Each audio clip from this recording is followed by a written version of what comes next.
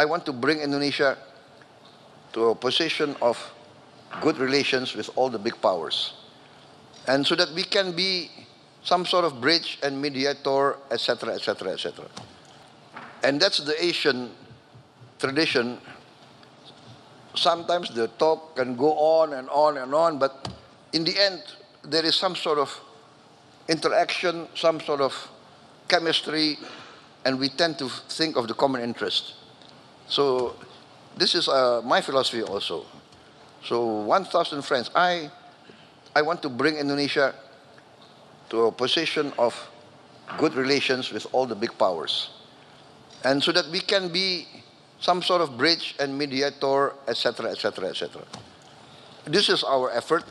So I announced, when I took over, I announced that I want to carry out a policy of the good neighbor. I want to be a good neighbor to all my neighbors, and even to the outlying powers, the great powers of the world. I want to be on very good terms. I want to respect all the great powers, as I hope they would respect us.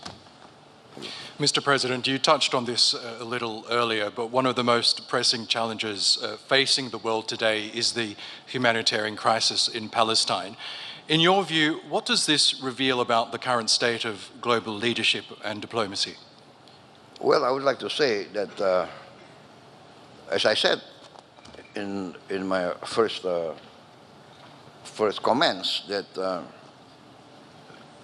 the situation in Gaza actually is teaching the world that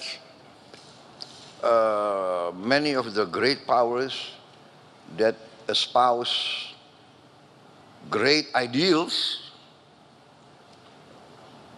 now, in the eyes of many in the global south,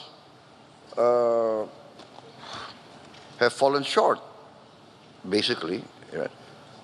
I mean, for instance, many of the Western powers, Western countries, come to Indonesia 30 years ago and come to us always teaching. You must do this, you must do that. Human rights, you're not very good in human rights. You're not too democratic. Always come and teach us. And we follow them. We follow them. And then, now we see that you come to us, you teach us human rights, but when you see flagrant violation of human rights in front, every day, every night on television, many of those who come to teach us, they keep quiet. So this is saddening, but it is a waking up. It makes us wake up. Oh, so that's it. You tell us we must do this, we must do that, we must do this, and then you violate, or you keep quiet, or you accept these violations. How can a 6-year-old boy or girl be guilty of anything? How can an armed mother be bombed and lose their house and lose everything? It's I think, something that's very hard to digest, actually. And that's why I try to do what I can. That's why I'm traveling tomorrow. Tonight I go to Cairo. I will consult with President Sisi. Then I'm going to Doha, and I go to Amman, consult with King Abdullah, and then people ask why you are so far away. You are in Indonesia, but I cannot, because my people feel the attack on the innocent people of Gaza, of Palestine, of Lebanon, of Syria, is like attacking them. Indonesia, of course, is majority Muslim, but I feel also that I must contribute what I can. So I already, for instance, I sent a small medical team together with the UAE. We have a medical field hospital. We are participating in that, and we are committed also to build another hospital in Palestine, in West Bank, maybe also in Gaza. And I've already announced that we are willing to accept wounded civilians that need medical care, also children and young students who have not gone to school for many years. We are willing to give them scholarships. And we already have some Palestinian students already, but not enough, but we are willing to increase that. And of course, after they complete their education and they complete their medical treatment, I mean, they must return to their homeland.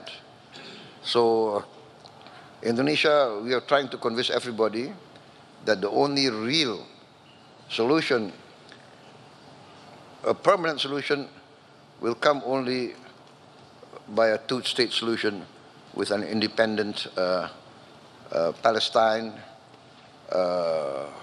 But I also said that at that time we must also satisfy the concerns of the Israelis. They also must be guaranteed their right for security, their right of existence.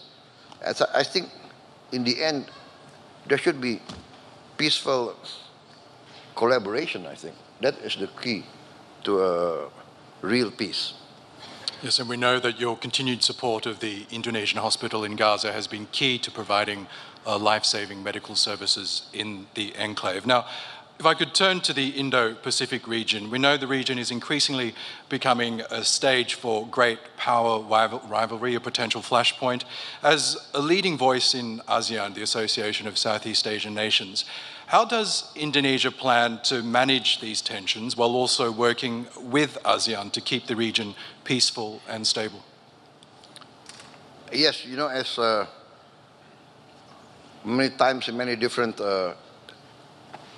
fora, in many different instances, I said that our only way is engagement.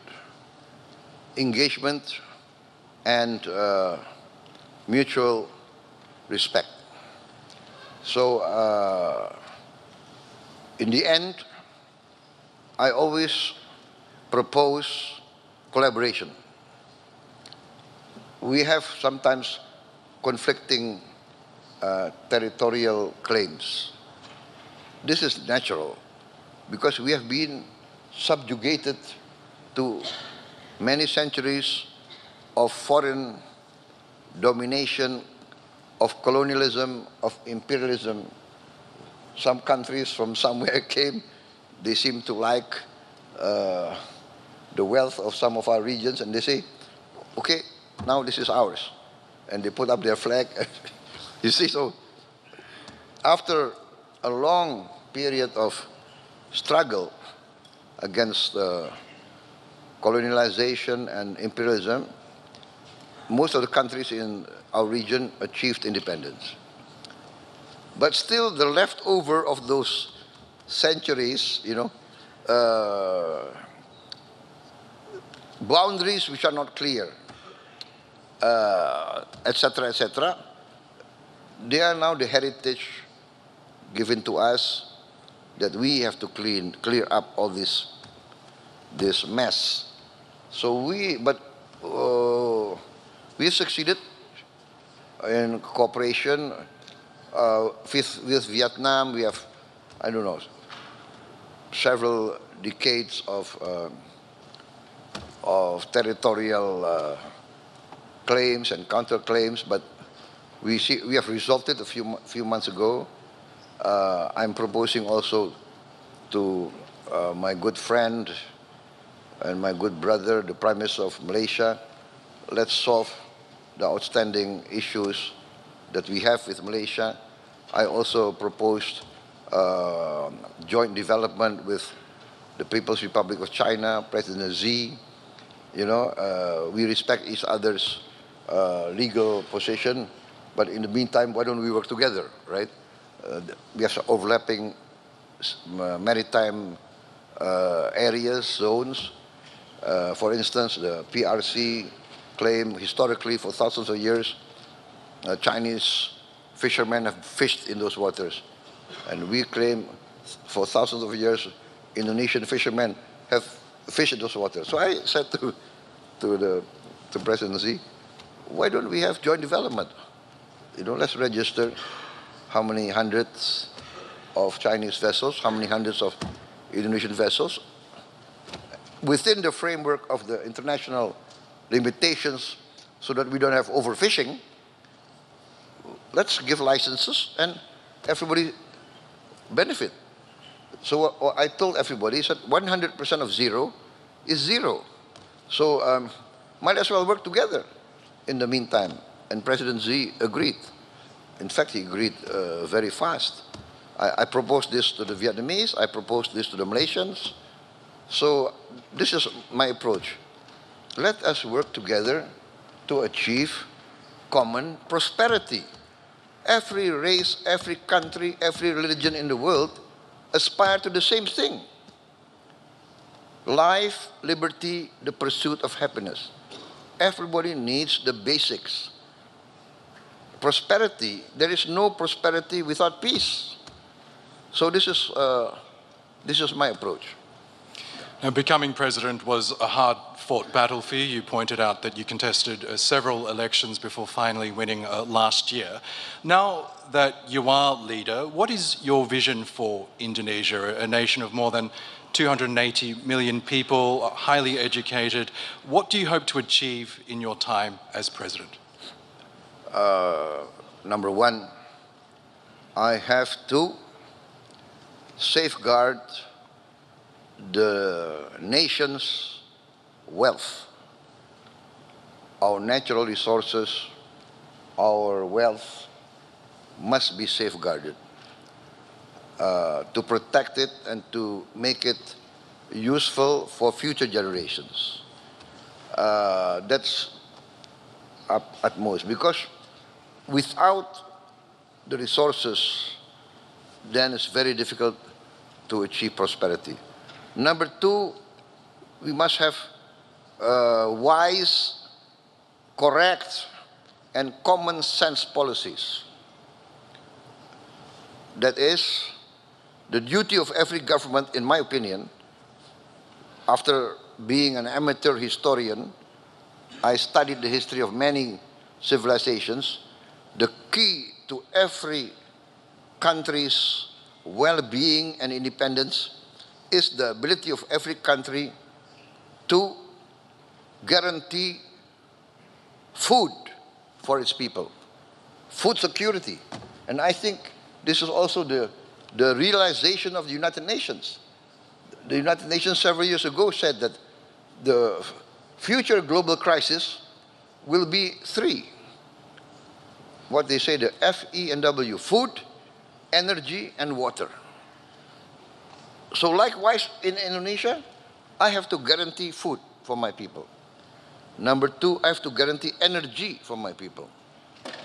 And then water. Alhamdulillah, thank God, Indonesia, we have abundance of water. We have the other way around. Sometimes we have too much water, and then there's flooding, you see? And that's I would say that's our challenge, right? Like, we must manage our water, that it becomes useful. It doesn't become a natural disaster. And this is also a matter of education, matter of good governance. So that, and then of course, prosperity can only be achieved by the grasp of science and technology. Science and technology will enable us to industrialize And so education, investment in science, technology, and in education is very important. In our budget, the number one, the highest item in our budget is education. I think it's the highest in the history of Indonesia. And then also I have rolled out a free meal for every children and every pregnant mother of Indonesia. So this is a massive program, very ambitious, but we are getting there. Sorry. At the end of 2025, we will provide meals for 82.9 million mouths by November 2025. So this is our program. We have to. I'm very determined to bring down poverty, especially extreme poverty, and I want to eradicate hunger. Nobody must go hungry in a nation that is a member of the G20. Thank you. And finally, Mr. President, this year marks 75 years of Indonesia-Turkey diplomatic relations. Both nations share a deep historical bond and strategic partnership. As we look ahead to 2050, which will mark the centenary of this partnership, how do you see that bilateral relationship evolving, especially in addressing shared global challenges? I'm very optimistic in this case. I'm very bullish in the sense that Turkey has a special place in Indonesia, the Indonesian people, you know. Indonesia being majority Muslim, the Ottoman Empire being at that time accepted as the leader of the Islamic community. Relations go through many centuries. Many parts of Indonesia feel the influence of the Ottomans. Many cases we were attacked by foreign powers. The Ottomans came to the assistance of our sultans. So there's this emotional bond. And I think even now, President Erdogan told us that there are Indonesian tourists coming to Turkey, I think in the figure of 200,000 every year. 200,000 Indonesians will visit Turkey. Usually after they go on the Umrah, then they will come to Turkey. And we have 50,000 Turkish citizens coming to Indonesia every year. Can you imagine? We are very far, but this is the close bond. And we are working very good in many fields. So I'm very bullish, I'm very optimistic. And I can also attest that many Indonesian citizens now call Turkey a home and have set up delicious Indonesian restaurants in Istanbul to my benefit. So that's a great way of ending You are this living discussion. here? In Istanbul, yes, I am, sir. Yes. Very smart, very smart. I'm afraid we could be talking for hours, but I know you have a very packed schedule, Bapak President. That does bring us the end of our discussion. Can we please thank our honored guest, His Excellency Prabowo Subianto, the President of the Republic of Indonesia.